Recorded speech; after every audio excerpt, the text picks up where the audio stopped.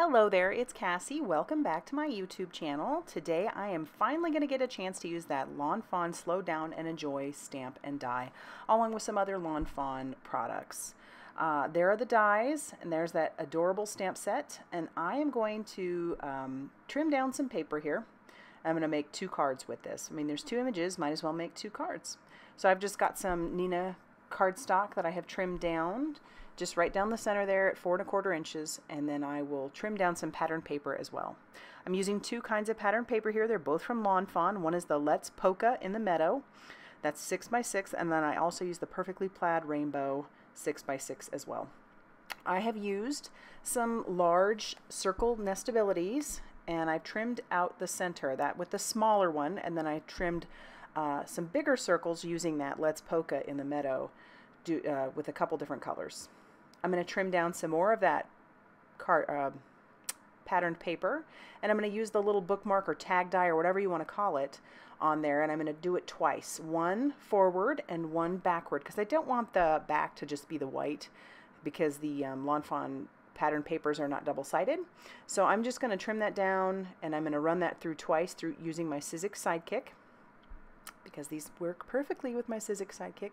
And this is where I realized, no, wait, I should probably flip it over and do it on the back, so that way, just in case the dies aren't perfectly lined up, like symmetrical, this way I can line them up front to back. I don't know if that actually makes any sense, but that's what I'm doing. And I'm not really worried about the tag on the top, because I'm going to trim that down, so don't worry about that.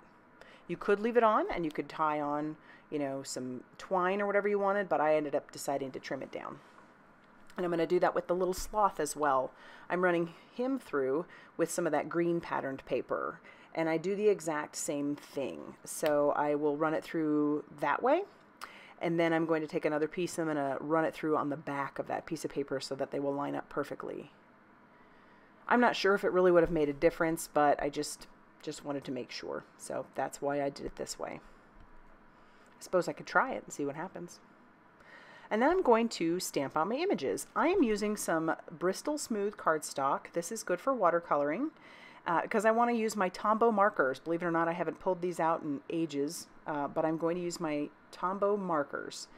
And I'm using my embossing buddy. I don't do a great job of using my embossing buddy, but I am stamping out each of these images, the little back end of the elephant and the sloth and the front of the sloth and the elephant, using, this is VersaFine Onyx Black ink. And I am going to cover these with that clear embossing powder that I have sitting off to the side, because I just want to make sure, I mean, this isn't necessary because the VersaFine Onyx Black is waterproof once it dries, but I get a little clumsy on occasion when I get to markering or watercoloring, and sometimes I can go out of the lines, especially if I'm dealing with a medium like the markers that can dry, and then you have a harder time moving that color. So because I hadn't used these markers in a hot minute, I decided to go ahead and cover these images with that clear embossing powder. And I don't, as you'll see once I start coloring, I didn't do a great job using my embossing buddy on the paper where the sloth's rear end is, and you will see what I'm talking about. This is why that embossing buddy is so important when you decide to do watercoloring or anything like that, because it's a clear powder that I use, and you can't tell here, but I didn't get it all wiped away where it shouldn't have been. And that's the reason you use the embossing buddy. So now I'm just going to use a water brush. This is, I believe, a Ranger water brush. And I'm going to use my Tombow markers. And because I haven't used them in forever, I'm trying to remember exactly how to do it. They do work pretty well on this Bristol smooth cardstock, which is what I've heard. One of the reasons I have it. Bristol smooth cardstock is great for a lot of things. Blending and watercoloring and such like that. And so what I'm doing, I know these are small images, but I am just putting down a little bit of color because I want to see how well I can get that water brush to move that color before I end up having a bit of a problem where you can't get the color to move. So I test the waters a little bit more and put down a little bit more color and see if I can get that color to move. And I'm not really having too much of a problem.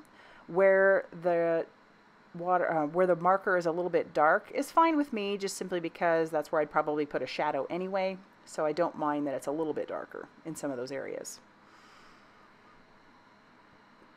And when it dries, you can go back over it with your marker and back over it again with your water brush. You wouldn't want to go over it too much with it being wet because you could pill that paper. And so I'm dragging that color, pulling it, and I think it works really well here. Just pulling that across the paper. And this is where you'll see I didn't do a good job of using my embossing buddy, or my embossing bag. Right here, you can tell I obviously had a lot of embossing powder in that general area, and I didn't get good coverage. So, I mean, it's okay. I could redo it, but I decided not to.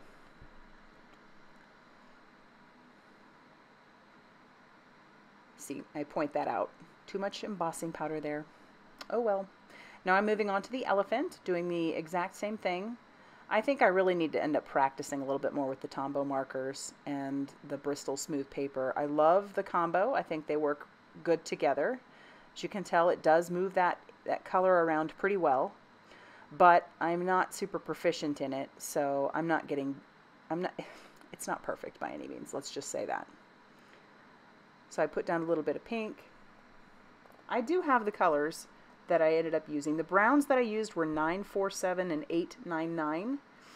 And then the pink that I used is 772, and then that neutral gray color is N65, in case you were curious. But I'm just going to keep on coloring the little elephant using that same technique. And it's neat how this paper ends up taking it works well with the water brush together, because I've tried to use the Tombows just on regular watercolor paper, and I don't tend to have as good a luck. I think that's kind of the general consensus, actually. And I don't have the Arteza water brush, real brush markers, but I've heard those work really well with the Bristol smooth watercolor paper as well.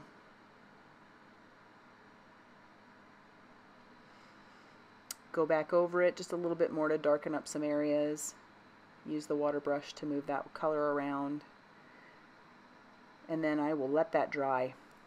I ended up heat setting it just to make sure it was dry. And then I'll take the matching dies, and then I will just tack those down with some washi tape, and then I will run these through my Sizzix Sidekick. Y'all know I love that Sizzix Sidekick. And these images are just perfect to run through there. And so now we're ready to start assembling those. But before I do that, I'm going to use my VersaFine Onyx Black ink once again, along with some clear embossing powder, and I'm going to stamp a sentiment down onto each of these little bookmarks or tags or whatever you'd like to call them. I'm using them as bookmarks, or I'm going to use them as bookmarks. So I'll cover that, set that off to the side, and then I will stamp out the one for the sloth, and then I'll do the same thing, and then I will heat set those off camera till that powder is smooth and melted. Now I'm going to assemble. I'm using just a liquid glue. So the front and the back are both covered, as you can tell. And then I'm going to trim down that little tag area. This is where I decide it's not necessary. I could have left it on, and then it would have had a little hole there so you could put some twine, but I didn't want that. I also decided I didn't want the little elephant's front to be there either. I want it to make it look like he's kind of hanging over the edge there as well. And so I want to tack him down, and I want to just make sure that I'm only putting it on his head and ears, not on his legs, because that is where it will hold on to the book. And then I will tack down his back end as well. And I can put glue all over the back of that. That's not an issue. And this ends up being a very nice, fairly thick bookmark. I love how he turned out. See, then his little arms will stick out. And I do the same thing with the sloth, leaving his little arms sticking up as well. So cute. And now we're ready to start assembling the cards that they will go on. So I'll tack down those circles that I cut out down, and then I use liquid glue for this, so just in case I needed to move it a little bit. And that circle is definitely bigger than the one I cut out before. And then I'm going to start putting down some foam tape on the back of these panels. And I want to make sure that I don't put it where my little elephant and my sloth are going to be, so that is why I have attached those, or at least just stuck them in there so that I know where to stop with the foam tape. I want them to be able to have a little bit of room to move around. so they can slide in and out. Then I'll peel off the backing paper of each of those and tack those down to the front. I end up having a little bit of a white border on the left and right hand side, not on the top and bottom, and I like that. I like the way that looks. And then as you can see, he just slips right in there. For my sentiments, I'm going to do the same thing that I have before, just using that VersaFine Onyx Black ink, stamp that down onto some white cardstock, and then cover that with that clear embossing powder. And then I will heat that till it is smooth and melted. I left this one in here so that you could at least get a little bit of embossing melt. And then I trimmed those down, and I'm going to give them each a fish banner. And I do that by snipping right into the center and then having those edges meet right up into that center. Pretty simple. And then I'll put foam tape on the back of each of those so that I can pop those into that circle in the center. I thought I wanted it to be wonky, and then I decided I didn't like the way that looked. I just couldn't do it, so I straightened it. And then I do the same thing with the sloth sentiment. And then for a final bit of embellishment, I do grab some Doodlebug sprinkles, enamel dots, and I put the green ones on the elephant just to add a little bit of contrast. And then I will end up putting some pink ones on the sloth. Can't believe I still have some of these enamel dots. I'm one of those that does like to hoard, but I feel really good when I use my things up, so. And that's how those end up looking. I love how these turned out. These little sets are so cute. So the recipient will be able to use that as a little gift or a little bookmark. You could make some tags to go with this. Just fun. I'd love to know what you think.